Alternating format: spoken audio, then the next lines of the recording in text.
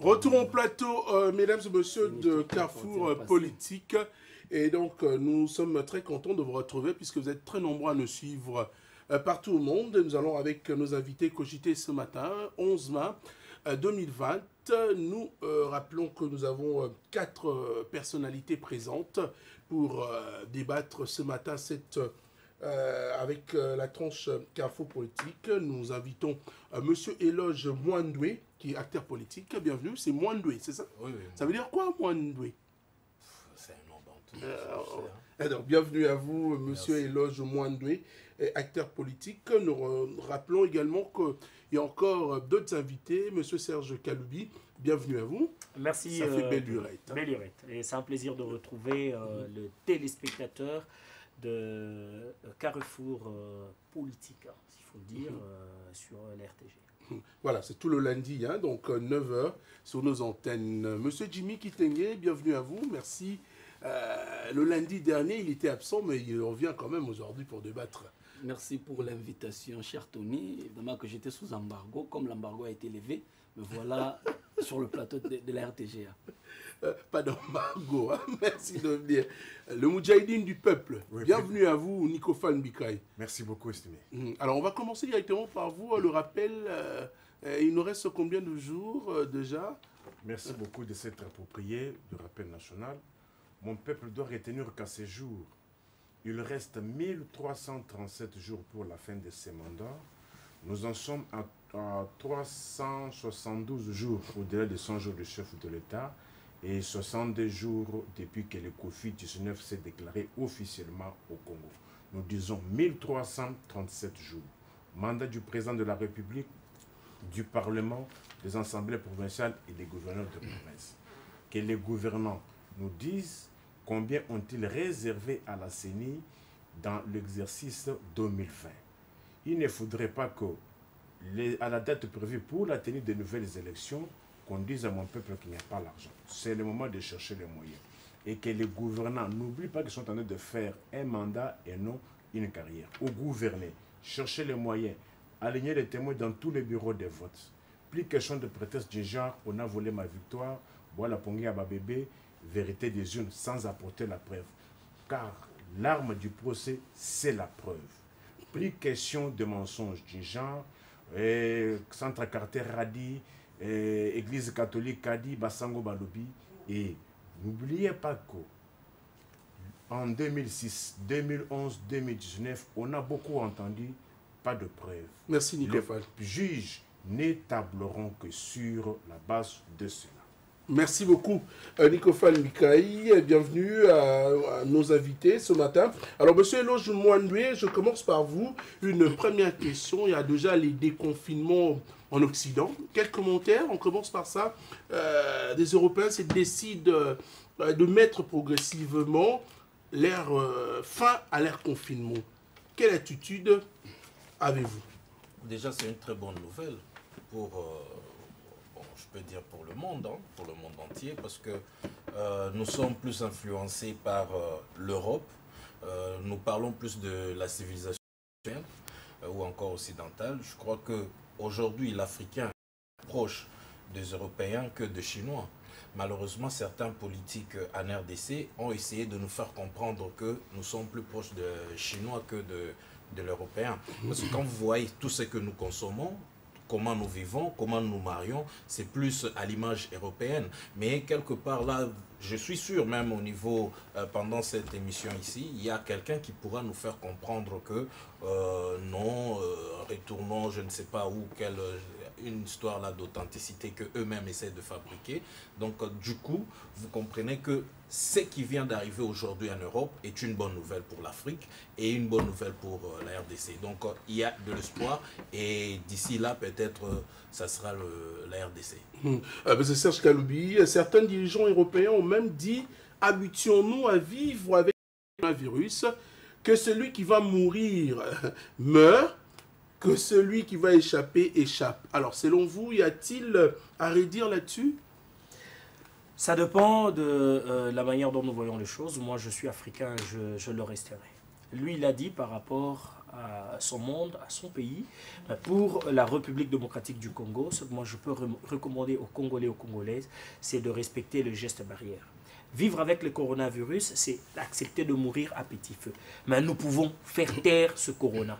Ce corona peut s'arrêter. Comment? Si nous savons nous désinfecter les mains, nous laver les mains, nous protéger à l'aide de masques, rester chez soi et respecter la distanciation sociale. Avec ça, nous pouvons dire adieu à ce corona qui nous a été importé. Et si on sait contrôler chaque personne qui vient de l'Europe vers l'Afrique, qui vient de l'Asie vers l'Afrique, de l'Amérique vers l'Afrique, on pourra stopper la propagation de cette maladie au lieu de dire s'il va mourir, ben, il peut mourir. Celui qui a l'occasion de s'échapper peut encore s'échapper. Alors, sommes-nous prêts ici en République démocratique du Congo de respecter les gestes barrières? Déjà prêts ici? Évidemment que c'est très difficile pour la population, surtout quinoise, tenant compte de ce que nous vivons au quotidien. Aller dans le marché, vous constaterez que les gestes barrières ne sont pas respectés. Mais moi, personnellement, je vais parler du côté scientifique. Je me réfère au docteur Raoul, qui dit qu'un virus ne peut pas réagir de la même manière partout. Un virus réagit proportionnellement au climat. Voilà que de l'autre côté, comme il a réagi, il a tué beaucoup de monde tenant compte de leur climat. Ici, en Afrique, le même virus ne peut pas réagir de la même manière. C'est comme ça que je demande plutôt à nos scientifiques d'approfondir des recherches, de tenir compte de notre ami qui vient de Madagascar, le médecin, et de tenir Jérôme Mouniangui. Jérôme Mouniangui. D'investir dans la recherche scientifique. Moi, je pense que les symptômes de cette pandémie, c'est le quotidien même de l'Africain et du Congolais. Et de la même manière dont nous nous en sortons généralement, nous pourrons continuer à nous en sortir. C'est question seulement que le gouvernement puisse investir dans la recherche scientifique et puis surtout dans les médicaments à caractère africain. Alors, Moudjahidine du peuple, est-ce qu'il est possible dans notre pays aujourd'hui d'imaginer, au cas où les confinements continueraient, la passation de l'examen d'État spécialement dans des centres à nombre réduit de finalistes et avec de bancs séparés, les élèves ont cache-nez en ces temps-ci? Merci beaucoup, Tony. Avant toute chose, je ne saurais m'en passer quand même de biscuits de cette émission. J'ai été appelé par mon peuple. Il dit, monsieur le procureur, ici à Zando, on nous a interdit de vendre, mais on laisse aux expatriés vendre au croisement des avenues Itaga et Bokassa. On nous arrête, nous les Congolais, mais les expatriés, on les laisse en train de vendre. Pourquoi cette situation? En plus, nous posons la question, à quand la fin de cette torture de ce mouton? Trop, c'est trop. Le vendredi, pour quitter du côté de l'aéroport, j'ai à dépenser 400 francs congolais. Dès que vous arrivez à Pascal, vous descendez, vous dépassez le saut de mouton, son mouton, après vous prenez un autre transport, arrivez à Liberté, vous descendez, après vous dépassez les tôles, vous prenez un autre, vous arrivez à Debonon, vous descendez, mais jusqu'à quand la fin de cette torture? Si le saut de mouton était une solution ou bien c'était une torture aux Congolais? Et en plus, on ne tient pas compte du coût. Aujourd'hui, le prix des transports n'est plus de 500. Maintenant, ça nage entre 1000 et 1500 francs congolais. Est-ce que l'État congolais, voyez-vous cet aspect des choses? Vous payez les gens difficilement. Mais posez-vous la question. Lorsque un monsieur qui habite Kimbanseke doit demander 4 000, 5 000 francs, ne serait-ce que pour les transports, vous lui avez donné combien? Un peu d'humanisme. Le message est passé. Merci. Alors, quant à la situation de Covid, c'est une situation que les autorités auraient dû prévenir parce qu'il n'y avait pas de bonnes raisons que les autorités laissent la situation pourrir pour commencer à toucher ça et là. J'avais tiré la sonnette d'alarme en son temps en demandant au gouvernement de fermer les frontières avant qu'un seul cas ne se soit déclaré. On a attendu. Or, gouverner, c'est prévoir. Gouverner, c'est anticiper. Pourquoi les gouvernants ont-ils mis du temps pour intervenir? Au séjour, nous n'avons presque pas de budget. Or, nous voyons comment ceux-là qui ont de gros budgets souffrent. Washington, plan d'urgence, 2000 milliards. 3 000 milliards, 5 000 milliards. Le mois passé, on a eu à payer à un Américain 1 200 $ américains, ayant atteint l'âge adulte. Mais chez nous, il faut faire la politique de ce moyen. Maintenant, vous voyez, il y a beaucoup de problèmes. Et jusque-là, je n'ai pas encore entendu le plan d'urgence économique. C'est là où moi j'entends le gouvernement. Bien sûr, demander aux gens de ne pas...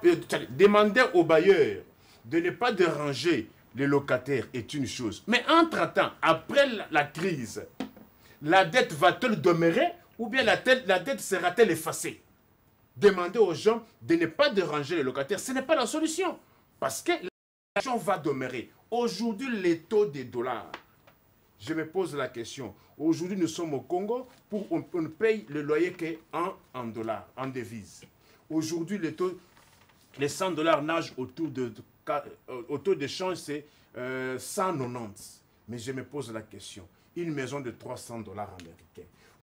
Un taux, ceux-là qui sont payés au taux de 92, il y a ceux-là qui sont payés à 150, il n'y a pas un taux fixe. Est-ce que l'État congolais voit tout cet aspect des choses? Ceux étudiants qui ont déjà payé les frais académiques, les élèves qui ont déjà payé les frais scolaires, est-ce que l'État table déjà pour un plan de sauvetage? Il ne faudrait pas, avec cette souffrance, avec cette crise économico-financière qui s'ensuit, que l'État songe déjà au moins à suppléer, à subventionner tous les secteurs, que ce soit privé ou officiel. Parce que je ne vois pas les parents qui sont confinés, et après la crise, qu'ils se mettent à payer les frais académiques, à payer les frais des directeurs, dépôt de TFC, dépôt de mémoire, tout ça. Est-ce que l'État songe déjà à cela? Merci Nicofal, Michael. Nous avons tellement beaucoup de sujets d'actualité à traiter. Monsieur Eloge Mwandwe, donc nous allons parler également de l'incompréhension Tambwe Mwamba Bijou Goya, retour au calme.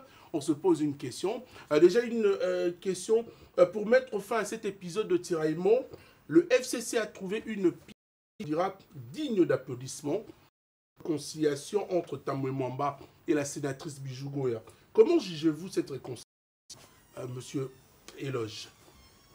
Je demande d'abord pourquoi vous parlez de ce terme réconciliation, parce que moi je n'ai pas vu de réconciliation.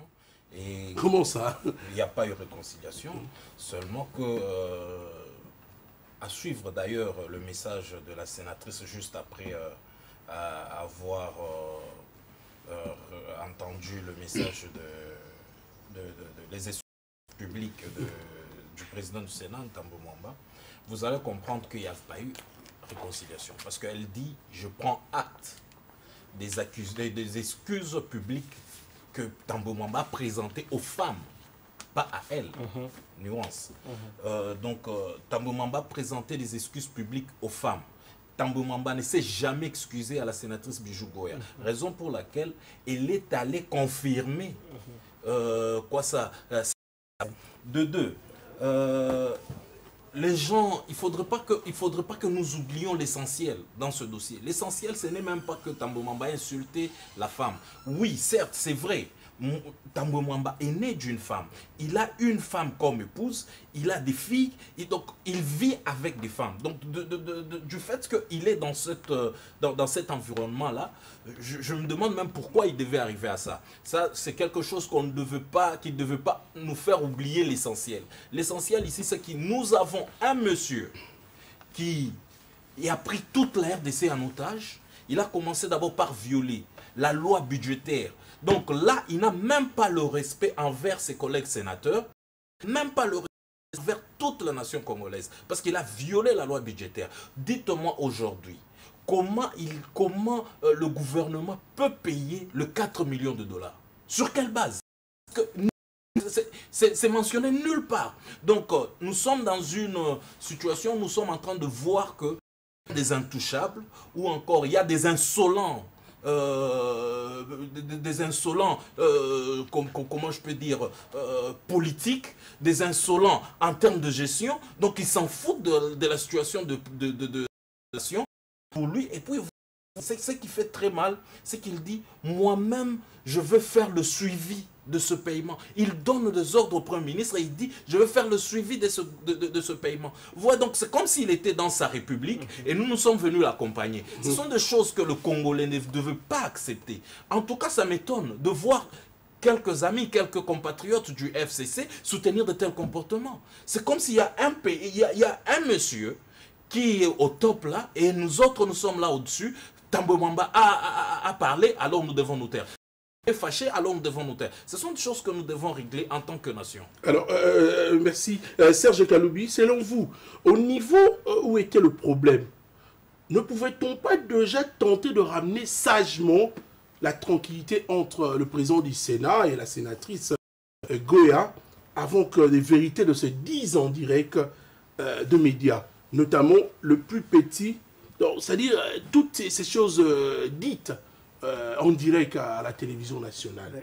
Écoutez, c'est juste par sentiment d'orgueil que nous en sommes arrivés là. Hein, le président d'une grande chambre comme le Sénat a manqué d'humilité à l'égard de sa personne, mais à l'égard aussi de la femme congolaise. Et il a manqué de sportivité, parce que on pouvait toutefois orienter pour dire on va voir les questeurs, on va voir, pour mettre à nu. Ceci prouve à suffisance que on continue à voiler de sujets ou de dossiers. On ne veut pas que la vérité puisse triompher dans la manière de gérer.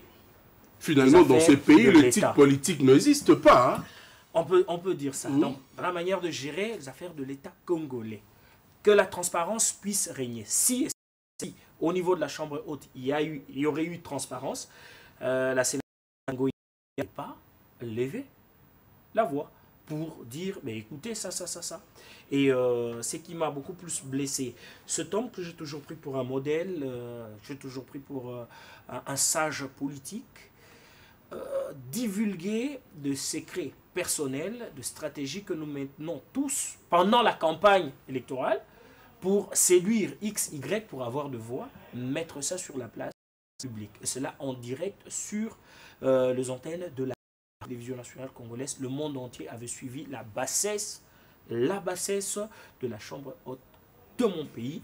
Et ça m'avait beaucoup choqué. Donc prochainement, si il peut vraiment mettre une dose d'humilité en lui, pareil bavure ne pourra pas se répéter sur la place publique. Monsieur Jimmy, votre avis également, est-ce qu'il fallait que l'opinion entende ces vérités cachées par voie de médias? Moi, je pense personnellement que ça ne devait même pas constituer les sujets de notre débat, parce que donc vous confirmez le retour au calme? C'est du passé, Il y a eu cet incident. Ce que moi j'ai condamné sur cet incident, c'est le fait que le Sénat c'est comme de l'occultisme. Trouvez un autre mot. Ne nous ramenez pas dans des bassesses spirituelles. Écoutez, on vous a écouté. On vous a laissé la parole. Laissez-moi finir mon propos. Le Sénat, c'est comme de l'occultisme. C'est un mystère. Vous ne pouvez pas exposer vos différences sur la place publique. Et mon co-débatteur en face, Serge, il est de la RTNC. On suppose que ici, j'agis en tant qu'analyste politique. En tant qu'analyste politique. Sont de professionnels. Non. Ils sont professionnels. Ici, j'agis en analyste politique. Je vous laisse parler comme ça, j'ai pris la parole. Vous avez la parole. Il faudrait respecter quand même le public qui nous suit. S'il vous plaît. J'ai interviewé en tant qu'analyste politique. Et cela n'a rien à voir avec ma profession qui fait partie d'une... D'accord.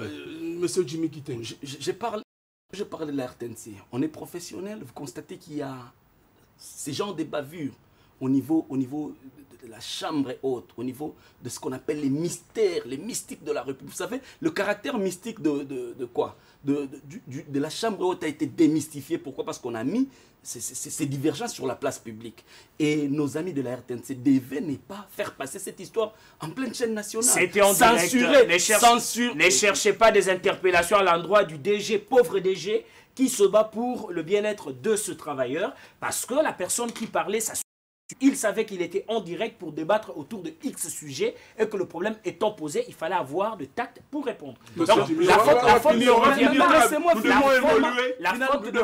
Non, on doit corriger, la faute n'incombe pas à la RTNC, mais la faute incombe aux auteurs de ce propos-là. Évidemment, il faudrait aussi comprendre que nos amis en face, ils sont du parti de celui que Tambwe Mwamba a battu à plate couture dans les élections, dans les élections du bureau. Quoi de plus normal qu'il y ait cet acharnement contre la personne de Tambwe Mwamba. Même personnellement, moi je dis que le Sénat doit plutôt s'occuper de la question du Covid-19. Cette histoire appartient au passé. Il y a même pas, nous ne devrions même pas débattre de ces sujets. Merci. D'autant plus que nous devrions plutôt les jeter dans les oubliettes de l'histoire, étant donné qu'ils se sont réconciliés sur la place publique comme ils l'ont fait. Quand le sujet a commencé, nous avons tous suivi à la télé. Comme ils l'ont fait. Également, après qu'il y ait du calme, il faut quand même qu'on en parle. Non, mais aujourd'hui, le Congolais nous attend dans d'autres questions comme la gestion du Covid-19 qui, évidemment, a paralysé le bon fonctionnement de la ville de Kinshasa. Le Congolais vous attend aussi écoutez,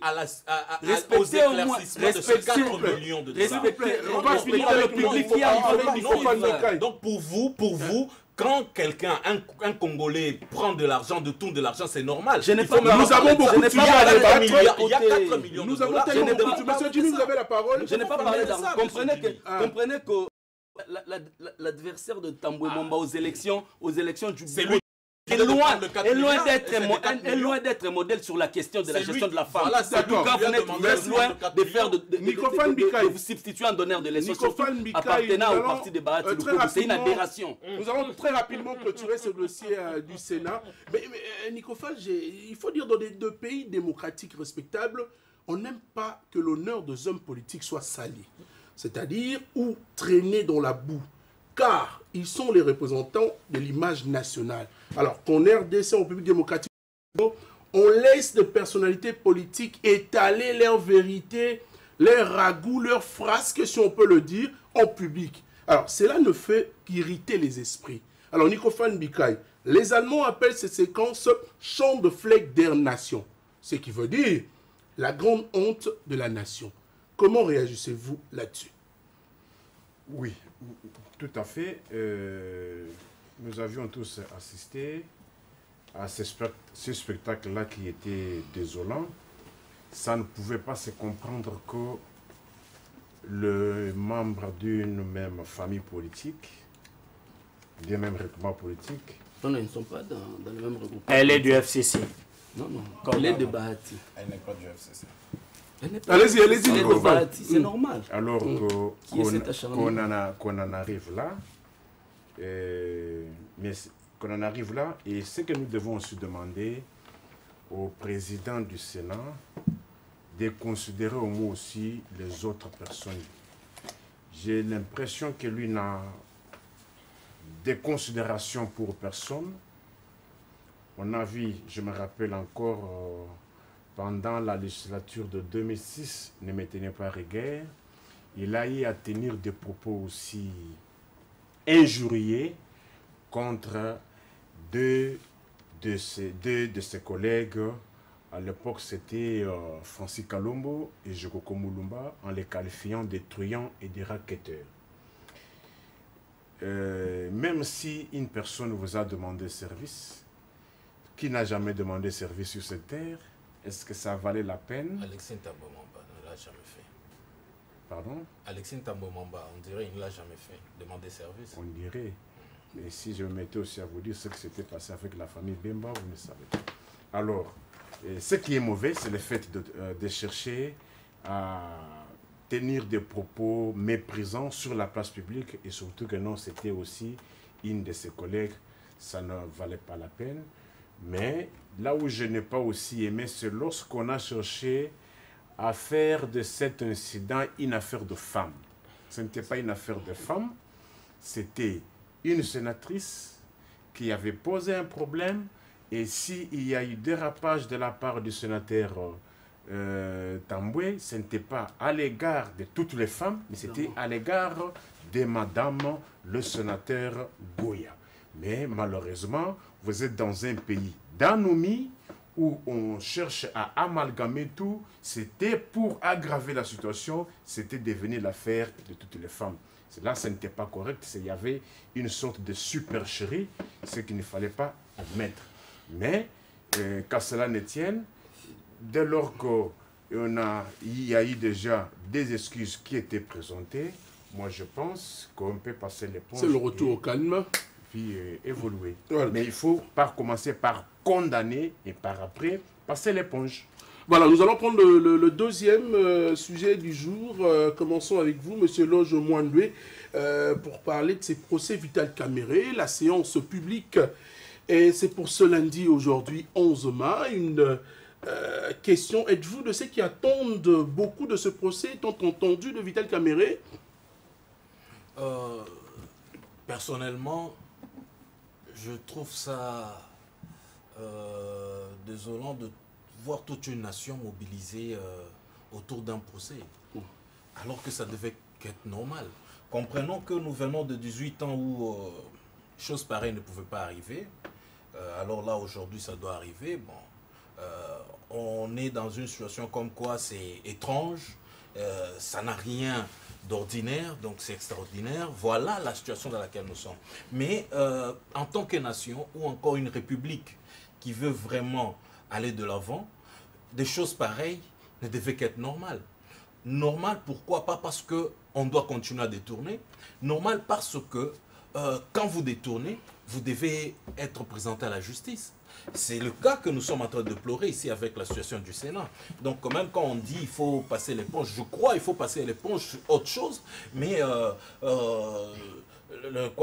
la demande aux éclaircissements, c'était fait par écrit et nous espérons que pour que nous puissions passer l'éponge, qu'il y ait une réponse par écrit où le Congolais lambda va comprendre comment on va utiliser ce 4 millions et comment le gouvernement pense répondre à ces 4 millions. Parce qu'aujourd'hui, comment est-ce que le Premier ministre peut accorder ce paiement-là? Voilà la question que nous devons nous poser. Donc là, nous continuons. Donc ça a commencé, une violation a commencé au niveau du Sénat. Et voilà, ça va arriver au gouvernement. Et nous continuons toujours à violer. De telles situations, normalement, la justice doit se saisir. Pourquoi laisser des situations pareilles? Donc vous attendez à ce que 5 ans après, il y a un autre cas d'une personnalité politique. Je rappelle que la question c'était... Permettez, je suis en train de répondre. D'ailleurs, je suis en train de répondre. On comprend l'acharnement des lieutenants de Bahati sur un tambour. Allez-y, monsieur Loche, rapidement, 30 secondes. Oui, vous comprenez déjà que au niveau du fait qu'il s'agit d'une seule personnalité politique, ça enflamme tous les médias. Et demain, s'il y a une autre personnalité politique, parce que nous vivons le détournement dans ce pays du jour le jour. Donc si toutes ces personnalités-là devaient être présentées devant la justice, ou encore si la justice devait se saisir de tous ces dossiers-là, je crois que ce procès de Vital Kamerhe ne serait pas une situation extraordinaire. Donc ça doit être ordinaire, et aussi ça va nous amener à vivre dans une république, vraiment république, où il n'y a pas de gros, il n'y a pas de petits, il n'y a que de Congolais, des citoyens. Merci beaucoup Serge Kaloubi. Vital Kamerhe accusé d'avoir dilapidé de fonds énormes du trésor public, et aujourd'hui c'est déjà en direct sur le média congolais, on en parle. Qu'il avait de vérité à dire également. Alors, mais qu'arriverait-il au cas où Vital Kamerhe citerait de noms de certaines personnes qui compromettraient, bien sûr, les dossiers? Je me demande quel nom viendra-t-il citer, tout simplement parce qu'il y a le caméra qu'il n'a pas pu citer lors des audiences qui ont précédé, qui ont conduit à ce qu'on puisse fixer le dossier et qu'aujourd'hui le procès puisse débuter. Si c'est pour de fin de spectacle politique, ben, on en a entendu parler. Hein. Autrefois, c'était le colonel Eddy qui demandait un procès sur les antennes de la RTNC pour répondre aux questions par rapport à l'assassinat de Mouzé Laurent Désiré Kabila. Hein, okay. Et aujourd'hui, si lui doit demander, ben, écoutez, monsieur, c'est que tous les détenus à travers le prison de la République ont aussi droit à demander que leur procès soit mis sur la place publique et ça soit en direct sur les antennes de la télévision nationale congolaise. Selon moi, je me dis que c'est un non-événement et que les Congolaises puissent trouver ça normal. C'est un citoyen congolais élevé en dignité, mais qui est devant la justice de mon pays. Si c'est pour donner la leçon aux Congolais, aux Congolaises, et que monsieur, qui que vous soyez, demain, vous touchez au bien, je n'affirme pas ici que monsieur Kamerhe a touché, non. Je dis que demain, vous touchez au bien de l'État, vous allez comparaître et on va mettre ça sur la place publique de manière pédagogique. Pour pousser les autres à changer, ben ok. Ben, si ce n'est pour se faire de la bonne santé politique sur le média, moi je me dis que c'est un non-événement. Et là, on perd même l'essentiel. Alors, Monsieur Jimmy Kitenge, on a senti que Vital Kamerhe avait beaucoup de choses à dire, beaucoup de révélations à faire. Alors, dans des cas pareils, est-il bon de laisser l'inculpé se défouler?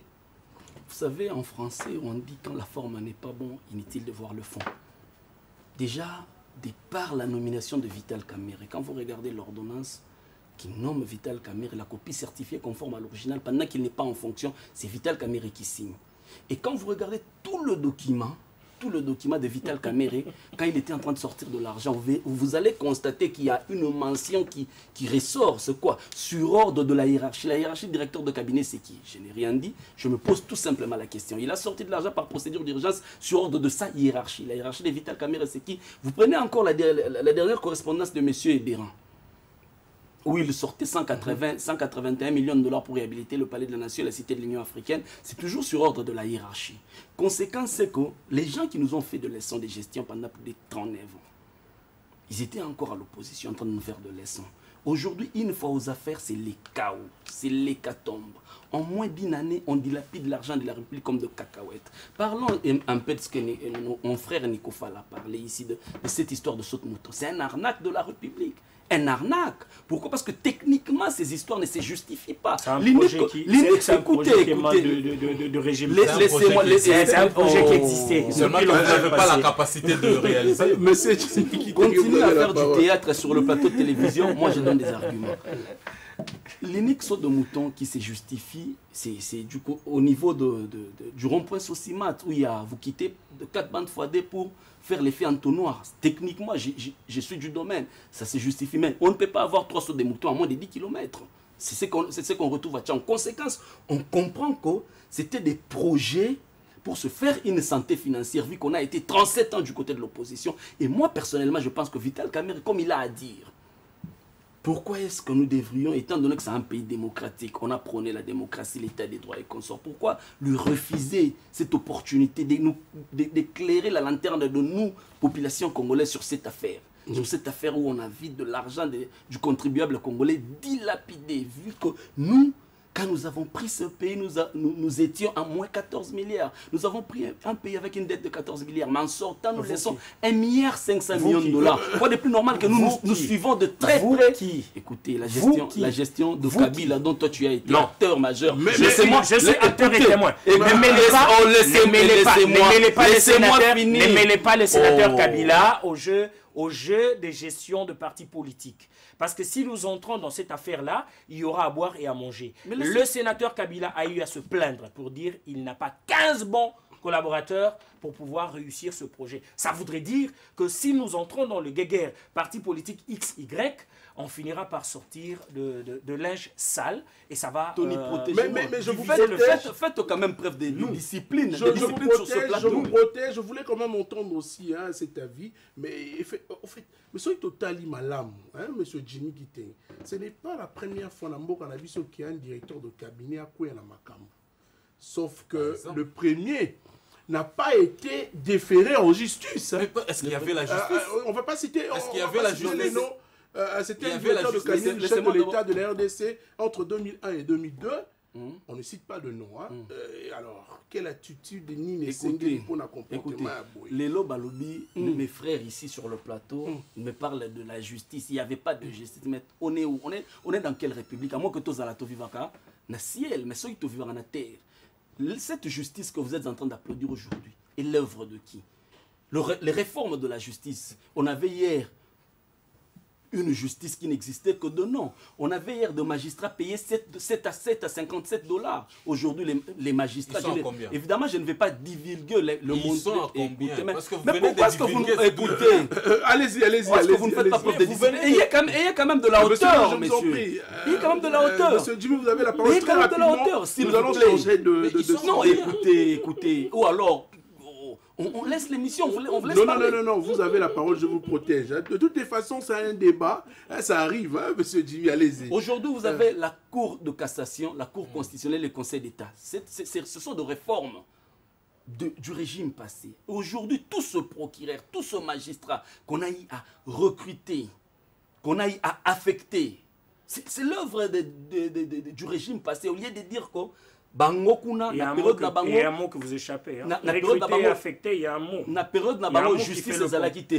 Aujourd'hui, pouvoir ya sika nano esali nano atchata libanga moko te na édifice. Oyo nyonso ba hérité ezali œuvre ya pouvoir oyo elekaki oyo a héritaki eloko te du cendre de plusieurs rébellions totongi mboka oyo. Donc moi je ne peux qu'encourager cette justice à faire son travail d'une manière équitable pour cendre de la dictature ou de rébellion, monsieur. Écoutez, laissez-moi finir. Aujourd'hui, Serge Kaloubi, c'est très grave si ça vient de vous. Si ça vient de vous, c'est très grave. Nous avons connu ce pays, évidemment que vous étiez du côté de la rébellion Afdel avant de nous rejoindre à Kinshasa. Mais nous avons connu ce pays comme elle a été. Il allait à Brazzaville ici. On ne peut pas discuter librement comme ça, parler du président de la République. Raison pour laquelle je dis du cendre de la dictature. Écoutez, nous sommes avec l'AFDL du cendre de 4 rébellions et 170 groupes armés. Les rébellions sont venues après le départ de Mobutu. S'il vous plaît. Je parle. Les rébellions ont parle de éclaté quoi? en On parle de 98. quoi? On va prendre Faites preuve de beaucoup de discipline sur le plateau. On va prendre un autre sujet parce qu'on a tellement beaucoup de sujets à exploiter. Moi, j'encourage la justice congolaise à faire évidemment son travail pour qu'on va éclairer Bissot sur tout ce nouveau riche. Oyo, à tenir compte même pas de la population, après autant de leçons, Salagi Bissot dans l'opposition, il faudrait qu'est-ce qui s'est passé. Merci beaucoup. Et on oublie les anciens riches. C'est depuis 2002 qu'il est aux affaires. Ne t'en fais pas. Vous avez la parole. Nous parlons nation. Continue d'être directeur du cabinet du président de la République, Félix Antoine Tshisekedi. Des bruits ont couru d'ailleurs, selon lesquels il serait démis de ses fonctions. Rassurez-vous, ce sont que de fake news, hein, de fausses nouvelles. Alors, est-ce que vous aussi, vous vous êtes laissé entraîner dans cette boue? Et puis, chaîne internationale à Banderounabiso à France, RFI, c'est la première fois dans le monde qu'un directeur de cabinet d'un président de la République dans un État moderne soit déféré en justice dans un procès public. Makambo Boye, est-ce que Ezako honoré Mboka? Dans le timing, mais parti par vous, j'avais oublié un autre aspect. On recommande à mon peuple de laver le main presque à tout moment. Mon peuple m'a appelé pour me dire, nous ici à Kalamu, Kasavubu, Selembao, Bandalungwa, Ngiringiri, on n'a pas de l'eau pour se laver les mains régulièrement. Qu'est-ce que nous devons faire? Le Covid-19 est là. Il n'y a pas l'eau. Il n'y a pas l'eau, l'eau ne coule plus. Et le courant même. On nous demande de rester à la maison. Est-ce que quelqu'un peut rester à la maison du matin au soir sans électricité? C'est un problème. Alors, quant à l'arrestation du directeur de cabinet de l'actuel chef de l'État, Vital Kamerhe, je me réjouis d'abord du fait que tout ce que les autres se sont rendus compte tardivement, ce sont des choses que moi je prédite. Je le disais sur ce plateau, j'étais incompris, comme tout prophète qui est incompris dans son pays. Je disais, est-ce qu'on voit bien ou on ne voit pas? Antoine n'avait pas droit à l'erreur. Et s'il arrivait à échouer, il sera condamné avec circonstances aggravantes.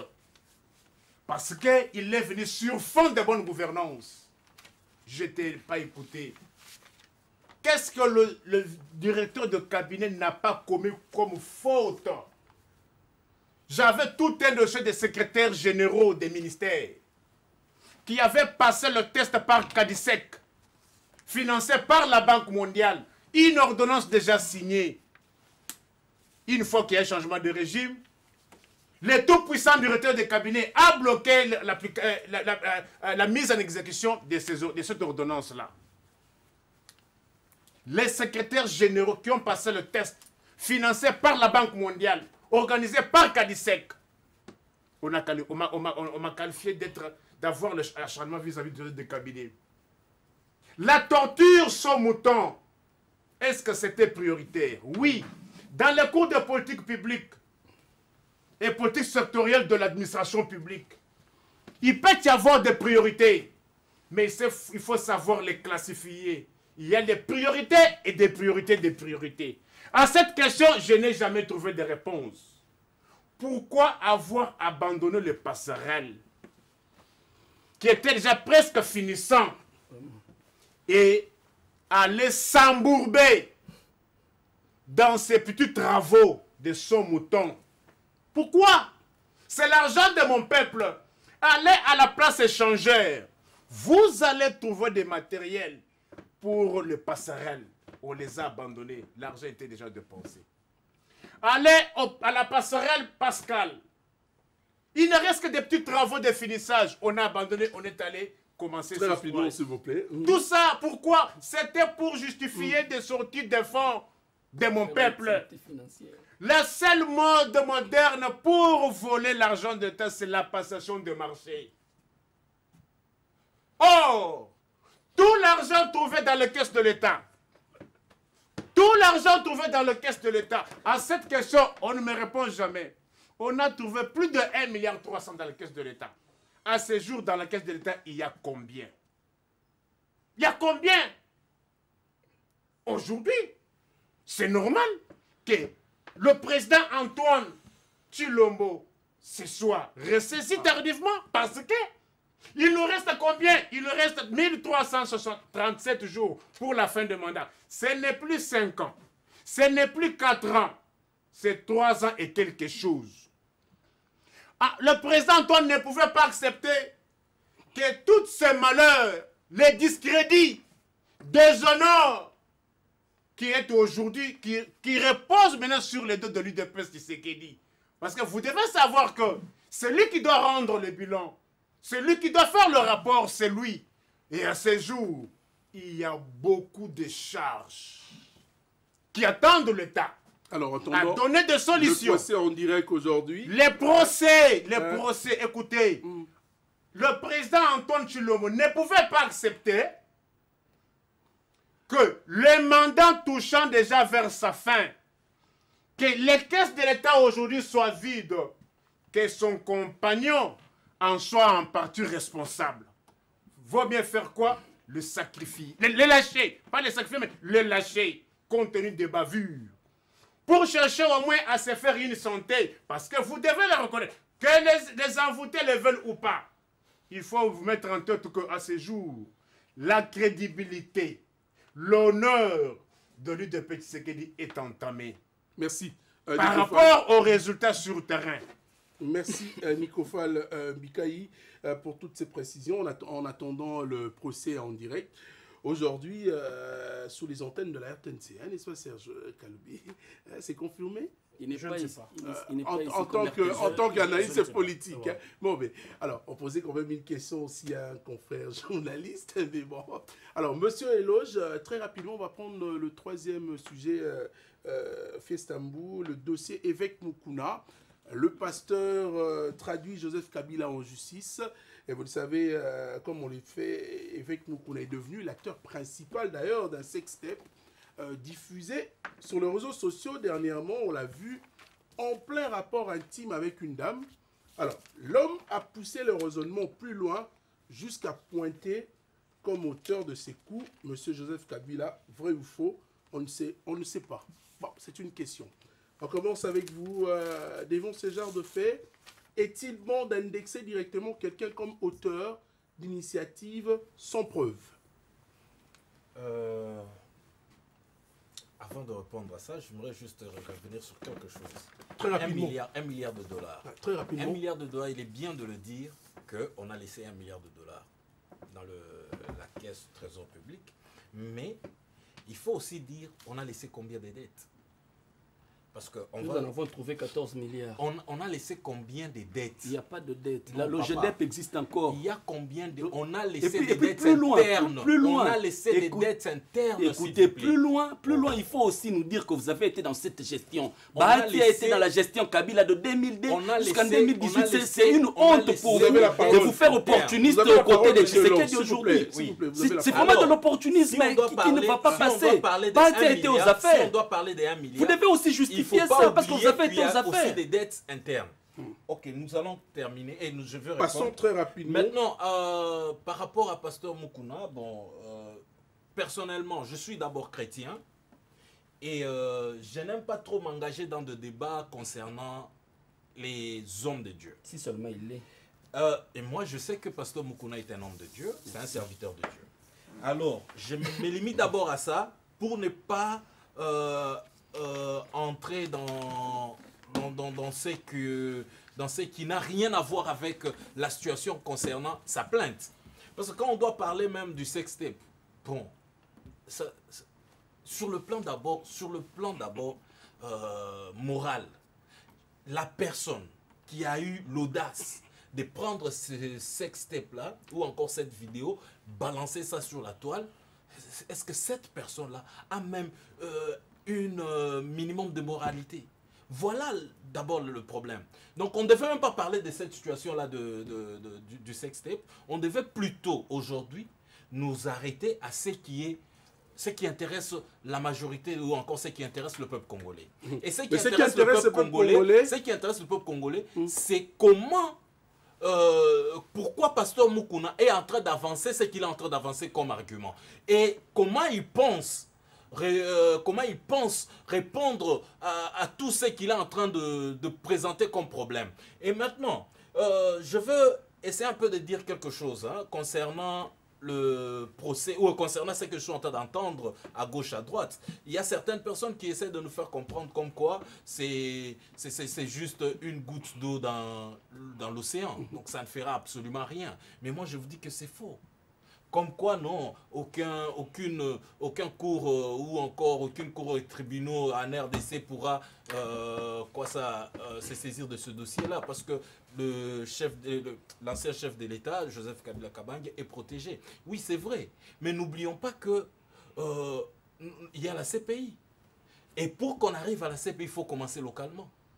Et si le révérend pasteur Mukuna trouve qu'il y a de complications au niveau local, il peut aller à un niveau supérieur. Voilà ce que nous ne devons pas oublier. Et aussi, est-ce que ce que Pasteur Mukuna est en train de présenter comme dossier, comme problème concernant le régime passé, parce que je ne pense pas seulement qu'il a accusé l'ancien président concernant des choses que lui seul a fait, je crois que c'est plus par rapport au régime passé. Est-ce que c'est que le pasteur Mukuna est en train de présenter comme dossier, il est vrai, il est concret, ou encore c'est juste des histoires qu'on peut s'imaginer? Et aussi, une autre chose que nous ne devons pas oublier, c'est que le pasteur Mukuna vient de faire. Ça ouvre maintenant l'opportunité à tant d'autres Congolais de venir aussi présenter leur dossier à la justice. Parce que c'était inimaginable dans ce pays qu'on puisse porter plainte contre certains individus. Mais aujourd'hui, il y a des Congolais qui commencent à oser. Et voilà, d'ailleurs, on a parlé de l'actuel DIRCAB du chef de l'État. Et Pasteur Mukuna arrive. Demain, il y aura d'autres procès, il y aura d'autres plaintes, ainsi de suite. Et ça va continuer ainsi. Et n'oubliez pas, n'ignorez toujours pas que quelqu'un peut s'élever demain pour encore présenter une plainte contre le Sénat. Voilà, il y a même une petite blague. Serge Kaloubi, Nani Rokenotik a plainte en haut na Kingakati. Bateli prime à $3000. Ça, c'est juste. Ça fait partie des blagues pour essayer d'alimenter un peu la toile. Mais devant ce genre de faits, est-il bon d'indexer directement quelqu'un comme auteur d'initiative sans preuve? Et on parle également de Mukuna. Quelqu'un m'a déclaré que l'évêque Mukuna était parmi les hommes d'appui de Joseph Kabila et qu'il a perçu beaucoup d'argent de lui. Bon, mais pourquoi a-t-il changé de camp subitement? Vous savez, mon frère, sous le régime Kabila, chacun savait s'octroyer des statuts qu'il n'avait pas ou qu'il ne jouissait pas, tout simplement parce qu'il y avait un homme dans un coin qui se disait, bon, moi je te protège, écoute-moi, le président Kabila, c'est mon affaire. Et ça fonctionnait, ok? Proche, bras droit, non. J'ai connu le responsable de la maison civile du président honoraire, donc du sénateur Kabila, le pasteur Théodore Mogalo. Et tout le reste, c'était, chacun venait de jouer sa carte. J'ai vu le pasteur cité allait présenter l'épouse qu'il épousait, donc la femme qu'il épousait, en remplacement de la mère de ses enfants, qui était encore son épouse. J'ai vu, il a été reçu, les mariages, il avait invité et tout. Okay. Aujourd'hui, se dire qu'il saisit la justice nationale pour porter plainte contre le sénateur Joseph Kabila. Bon, je me demande, il rêve ou il est en train de préparer sa campagne politique pour 2023. Okay. Si je lis bien le clause, statut octroyé à l'ancien président, il n'est pas poursuivable pour de faits. Okay. C'est justement pour stabiliser la démocratie de mon pays. Je ne pense pas que ça sera Jimmy, ça sera Éloge ou encore le procureur qui va me dire le contraire. Mais commencer à frustrer de manière imaginaire les anciens présidents de la République, nous tendons vers la fragilisation de la démocratie. Ok? Jusqu'au jour d'aujourd'hui, le sénateur Kabila jouit encore d'une popularité derrière lui. Ces gens-là vont nous conduire vers où? Alors, faudrait-il encore que le plaignant puisse amener de preuves? Et sur base de ces preuves-là, c'est alors qu'on pourra inviter la personne à répondre. Si et seulement si la personne pourra répondre de ses actes. Lui, aujourd'hui, accusé le sénateur Kabila pour dire il a tué X, j'ai ouï entendre chez Béa, c'est Yves ou quoi, Bazal et tout. Mukendi, Kapangala. Est-ce que lui, il était là pendant que lui tuait chez Béa? Non. La personne qui nous a fait la situation sur le décès de chez Béa, il est encore vivant, il est retraité, mais il est vivant. Ok? Alors Rossi, mais il y a eu des vidéos qui ont circulé sur la toile. Pendant que Rossi criait « Amenez-moi à l'hôpital, je risque de mourir ». Mais la même personne qui prétendait combattre avec lui se contentait à faire des vidéos pour propager, se faire la santé populaire, et ils ont laissé Rossi mourir. Et aujourd'hui, on veut mettre ça sur le dos de gens. Mais qu'on commence d'abord par arrêter les personnes qui se trouvent tout autour de Rossi pour non-assistance aux personnes en danger. C'est le sénateur Kabila qui était descendu sur terrain pour tenir une arme et tirer sur Rossi. Lui, par voie même téléphonique, il a ordonné à X, Y de donner la mort à Rossi ou aux autres? Non. Réfléchissons. Je crois que tout ce qui est arrivé, lui, il a lancé son courant de veille patriotique et tout. Il veut éveiller, j'ai comme l'impression qu'il a des ambitions politiques pour 2023. Ok. Alors il est fait. Bon, l'autre feuilleton des vidéos que moi je ne me suis pas permis de voir, même pas autorisé à mon téléphone de recevoir, rien que parce que mes enfants utilisent mes téléphones, ok. Je n'aimerais pas moi commencer à donner l'occasion à mes enfants de voir la nudité de XY qui soit imaginaire. Mais ce sont des trucs que nous avons connus ici. Quand il y a un sujet qui saute aux yeux, on réclame l'argent ou encore des marchés passés XY pour détourner, on vous amène une bassesse sexuelle et on vous met ça sur la place publique pour que nous ne puissions plus poser la question sur X montant affecté ou encore des engagements pris pour qu'on puisse préfinancer X montant et que ce montant-là, budgétairement, n'est pas justifiable comment le remboursement peut se faire. Donc, il a ses raisons et quand j'ai vu sur la toile, sur les réseaux sociaux, un autre pasteur qui aujourd'hui donne prendre la voix pour dire ah mais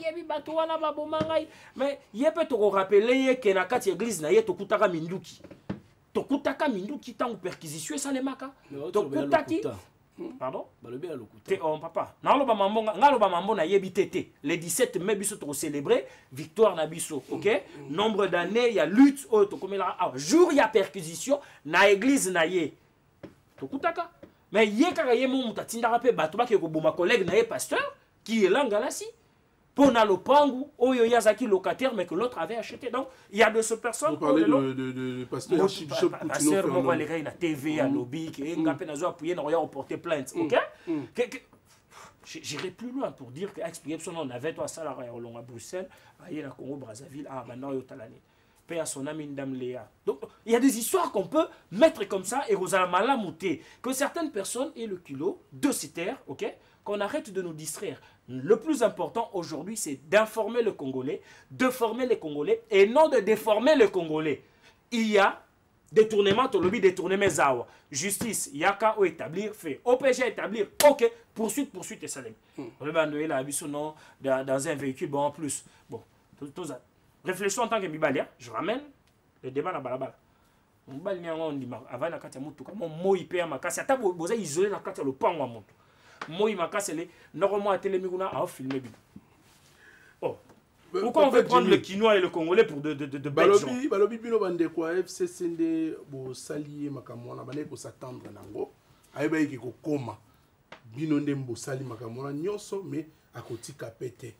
Tony, donnez-moi le temps que vous avez donné à mon frère Serge. Vous avez le temps.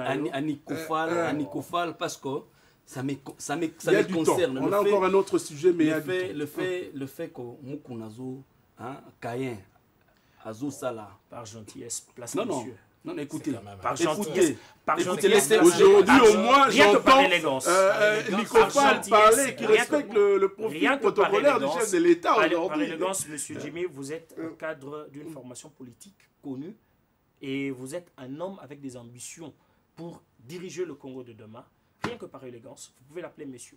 Si vous n'allez pas l'appeler... Pourquoi est-ce que je dis Cayen? Cayen a komaki mupépé, a komaki koéré. Soy muto simbi makamwa ya nzambe isimbi te bakomi omona ye na basi ebele soki muto aye asimbi nani bale vidéo chi mangana mo simba babengani na imana beti face de poule aye akuteki basala 1930 apanzi yango soki aye lelo asimbi susu politique bon muto akomi koéré bongo robenge nani akomaki koéré na bible pona so ba chrétien Cayen bon on les a débattu au moni il y a des gens qui ne comprennent pas mboka oyo euti wapi. Mboka Oyo, ce qu'il est en train de faire, ce n'est pas l'éveil patriotique, c'est l'éveil tribal. Mais moi, le regret pour moi... Non. Il y a de mots qui ne passent pas à ce sujet. Parce que quand on parle de l'éveil tribal, c'est-à-dire on indexe le peuple kassaïen, qui est un peuple qui a droit au respect pour le comportement d'un individu. Et c'est tout ce qui a été vécu dans le système passé. Laissez-moi finir. Je te demande sportivement à retirer le mot tribalisme. Je te demande sportivement à argumenter. Je dois argumenter. Non, écoutez, je dois argumenter. Non, moi je me sentirais lésé quand on parle de l'éveil tribalisme. Le peuple kassaïen l'ont mandaté. Retire le mot tribalisme. C'est ça aussi. Le peuple kassaïen ne l'ont pas mandaté. Non, c'est l'individu qui parle. Qu'on retire l'aspect tribalisme. Laissez-moi alors faire. Parler de Moukouna ou encore de son éveil patriotique. Je respecte mon frère Serge Kaloubi, qui est un frère pour moi. Si seulement mes propos vont choquer Serge Kaloubi, va choquer certains téléspectateurs, je présente déjà en amont mes excuses. Okay. Pourquoi est-ce que je suis en train de parler de l'éveil tribal? Voyez Moukouna qui commence à faire son show. Aux côtés de Moukouna, il y avait Zakari Bababassoui. Aux côtés de Moukouna, c'était Ntambo Eliezer. Aux côtés de Moukouna, aujourd'hui, c'est Chibangu Maïs. Moukouna a fait son premier show. Il a fait une descente du côté de Limité. Regardez la vidéo, suivez la vidéo bien. Regardez tout autour de Moukouna. Vous comprendrez. Pourquoi est-ce que je suis en train de dire ça? Le mal, c'est quoi? C'est avec un silence complice des services et des autorités de la République. Nous avons connu des problèmes dans ce pays. Nous avons connu des conflits entre Emma et Lindou.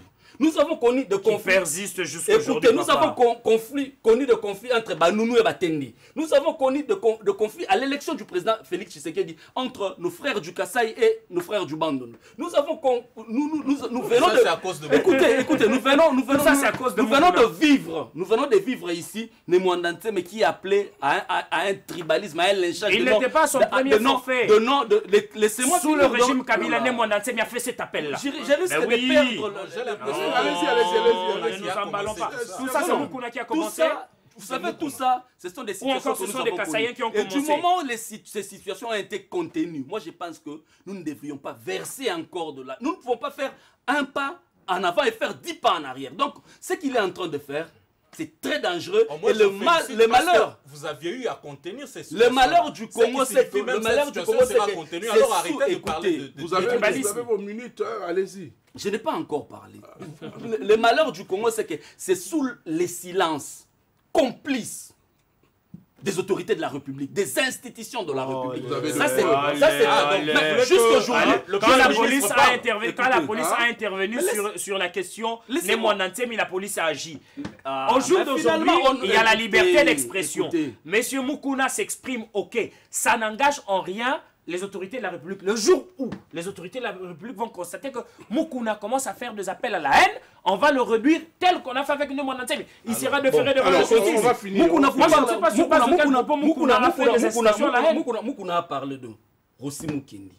Moukouna a parlé de Thérèse Kapangala. Moukouna a parlé de Kamwena Sampu. Moukouna a parlé de Némoinantem. Mais vous avez oublié qu'aujourd'hui, on venait de mater Némoinantem. Il y a eu de morts au Congo central. Devrions-nous mettre ce mort-là sur la tête du président Félix Tshisekedi? Il y a une hiérarchie, ce n'est pas Serge Kaloubi qui va nous contredire. Dans une police organisée ou dans une armée, il y a un chef d'équipe, il y a un chef de section, il y a un chef de peloton, un commandant compagnie, un commandant bataillon, un commandant régiment et un commandant groupement jusqu'à arriver au niveau du commissaire provincial. On ne peut pas aujourd'hui dire que c'est Joseph Kabila qui a donné des ordres. Aujourd'hui, quand il y a eu de morts au niveau du Katanga, on a tué ici les gens de Gédéon qui du reste ne présentaient aucun danger pour la population. Pour Gédéon, il n'y avait pas de danger. Non, Gédéon, il n'y avait pas de danger. Gédéon a tué combien de Katangais, monsieur? Pour Gédéon, il n'y a pas de danger. Non, attendez, laissez-moi finir.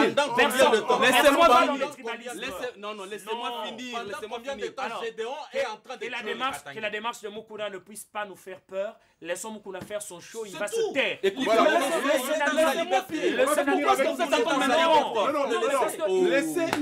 Non, il y a de ce propos qu'on ne doit pas laisser passer. Gédéon est un criminel. Gédéon est un criminel. Mais ce Gédéon a été arrêté et libéré. Kamwena Sapou, qui était chef traditionnel de chez moi, pouvait aussi être arrêté et mis en justice. Mais il a été tué par des personnes que lui connaît. Ne ressortons pas de sujets qui peuvent blesser le sentiment de gens, bien que parce qu'on veut parler de tribalisme. Mais finalement, écoutez, vous avez 30 secondes. Je ne comprends rien finalement sur ce plateau. À un moment donné, dans ce pays, tout Kassaïen était indexé à Kamwena Sapou. On vous a laissé parler. Moukouna fait son show, il est individu, mais Moukouna ne doit pas représenter tout le peuple kassaïen, non. On vous a laissé parler. On vous a laissé parler, laissez-moi finir. Ce jour-là, nous avons tous suivi la vidéo. Les gens de Gédéon Kyungu. Gédéon Kyungu, c'est un criminel. Gédéon Kyungu a été arrêté plusieurs fois et au nom de la paix, on l'a relâché. Il a récidivé comme Némoinantem et autres. Les gens de Gédéon Kyungu étaient en train de circuler. Pendant qu'il était en train de circuler, il y avait même des populations qui prenaient les images. Mais on a tiré, la police et les forces armées de la République démocratique du Congo ont tiré, ils ont même profané les cadavres. Laissez-moi finir.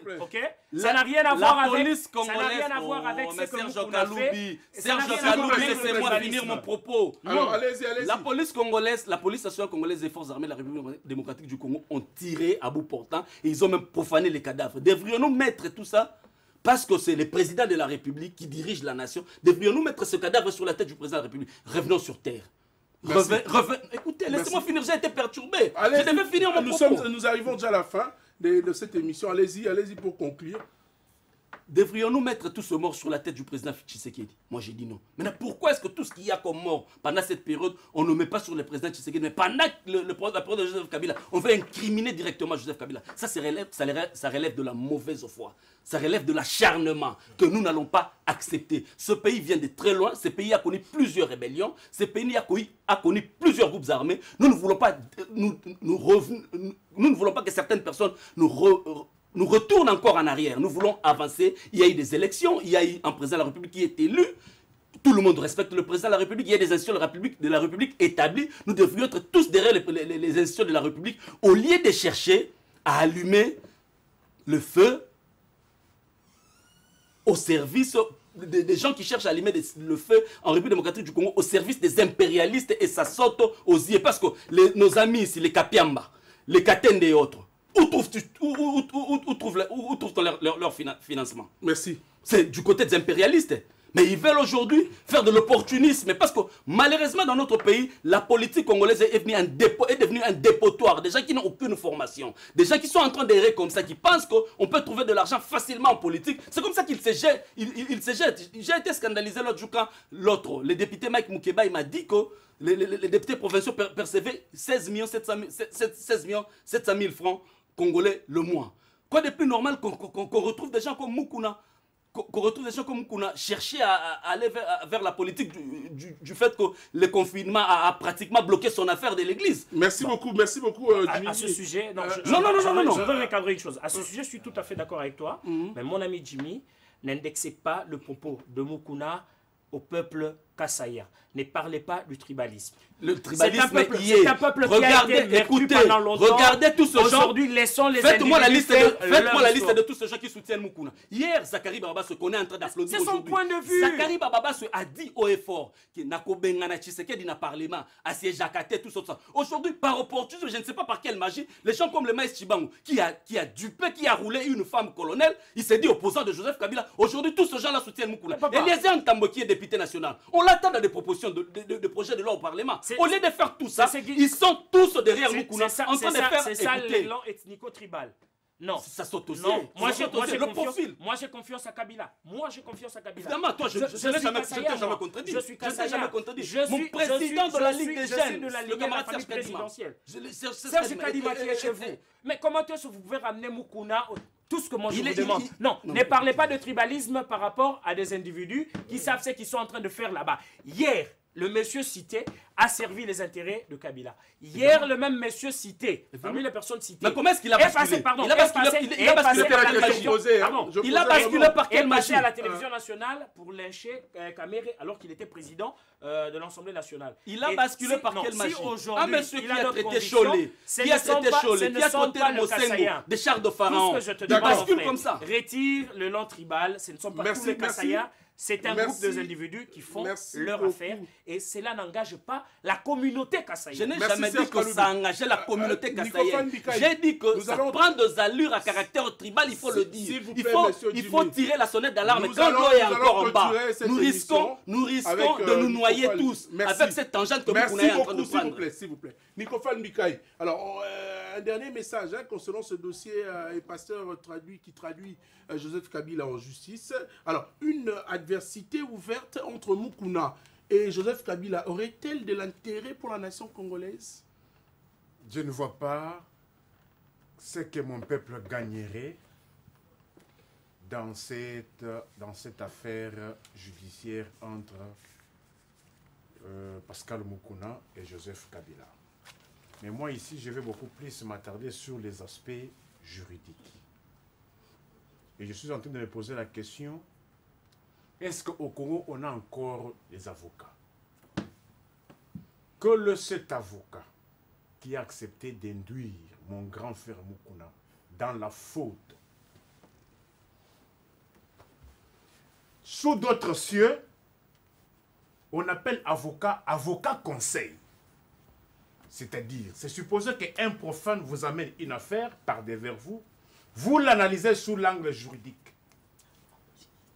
Et par après, vous l'analysez et vous interrogez les lois.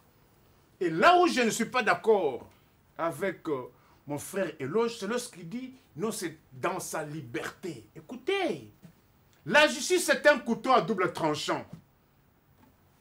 Et on ne va pas en justice avec incurie. On ne va pas juste avec légèreté.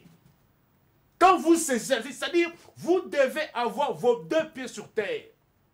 Ce n'est pas le grand maître Kalomomban qui va me contredire, et mon maître Wané. Il me disait, si vous n'avez pas suffisamment de preuves, n'allez pas en justice. L'arme que vous forgez contre l'autre, ça risque un jour de se retourner contre vous. Au vu de ces allégations, mon frère, je suis en train de me poser la question. Pour ne pas perdre de limite, on a dit, est-ce que, bien sûr, il peut y avoir fait, mais est-ce que serez-vous à mesure de l'éprouver? L'arme du procès, c'est la preuve. Avez-vous les images dans lesquelles vous voyez Joseph Kabila en train de tuer tel, comme vous alléguez cela? Voyez au moins les risques. En plus, quel est cet avocat qui a conseillé mon frère d'aller en justice? Au regard de cette loi numéro 18/021 du 26 juillet 2018 portant statut spécial des anciens chefs de l'État, que la loi soit bonne ou mauvaise, Mais dès lors qu'elle est promulguée, elle produit d'abord les effets. Vous avez 20 secondes, c'est la fin de cette émission. Ce serait une injustice. Ce n'est pas les téléspectateurs qu'il faut me contredire. Non, mais... Les amis ont eu suffisamment de temps matériel. Moi, je n'ai même pas parlé, j'étais perturbé par nos amis. Alors, j'ai dit ceci.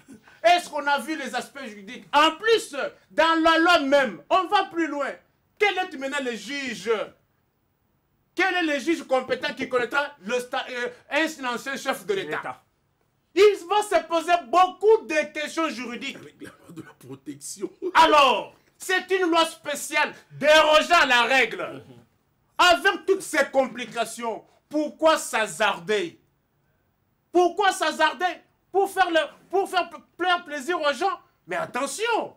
Attention! C'est la fin de cette Ceux-là émission. qui vous accompagnent, mais les jours où les choses peuvent tourner mal, ils ne seront plus avec vous. Ça, c'est un conseil d'un jeune frère à son grand frère. Nous allons le traîner en justice pour S'il te plaît. diffamation. S'il te plaît. C'est la fin. Merci à vous, Nico Fall. Je retiens toujours que le révérend pasteur Mukuna, il n'est pas pasteur. a sa liberté en tant que Congolais. Nous sommes dans un état de droit. Il n'est pas pasteur. Il faut le laisser. Un faire. évêque doit être Ça, c'est la Bible. La justice aussi Mamoto Botikai. Alors, laissez-le. Si vous trouvez qu'il va se brûler, laissez-le se brûler. D'accord, c'est la fin de cette émission. D'abord, cette plainte est un non-événement. Elle ne sera pas recevable. Le président Kabila, c'est la cour de cassation. C'est la fin de cette émission, s'il vous plaît. C'est la fin. Voilà, on va tout simplement vous remercier, chers invités, de participer à travers cette tranche Carrefour Bien que politique. certains invités ont manqué de la discipline sur le plateau. Voilà, on va quand même très rapidement. On va te nommer préfet de discipline pour ce plateau. C'est la fin. On va. Je n'ai pas beaucoup parlé.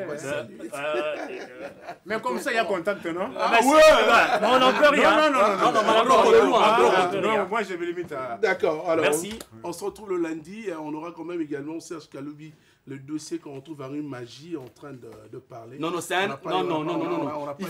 Il faudrait même pas en parler. J'en sais quelque chose. C'est à l'époque où on devait former le gouvernement. Henri Magie, à l'époque, c'était Papi Poumou qui était encore président de la Ligue des Jeunes. Il y a des petites altercations. C'est une vidéo qui date de longtemps. C'est une vidéo qui ne date pas d'aujourd'hui. C'est une image vétuste. Hein? Vétuste. Il n'y a même pas à en parler. Si vous voulez mettre ça sur la place, nous perdrons encore du temps. C'est la fin de cette émission. On vous retrouve, mesdames et messieurs, prochainement pour un nouveau numéro. Au revoir. Chacun a le droit de faire son petit...